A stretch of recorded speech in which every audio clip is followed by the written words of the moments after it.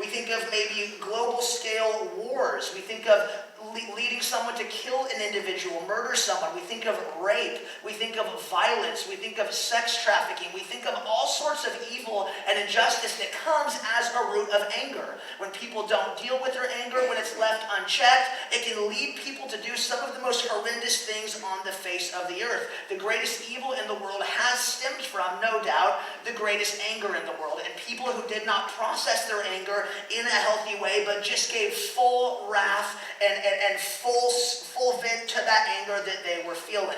Now, another question would be this. We look at these things in the world that are a product of anger, whether it be war, terrorism, murder, rape, violence, whatever it is. And the question for us is, how do we feel about those things? When you see somebody who out of anger kills somebody, when you see somebody who out of anger abuses somebody, takes advantage of somebody, how does that make you feel as an individual? Well, the response that we should feel to that type of evil and to that type of oppression and to that type of injustice in the world is actually anger, right?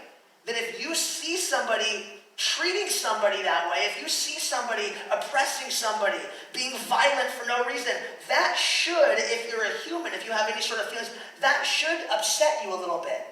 You should be angry that that individual is treating someone in that way. So the reality is, if we see these things happening, and maybe this is something you've experienced this week, maybe this has happened to someone you love, that somebody's taken advantage of them or abused them out of anger, the reality is that makes you angry. And so as humans, anger is a natural emotion that we will feel.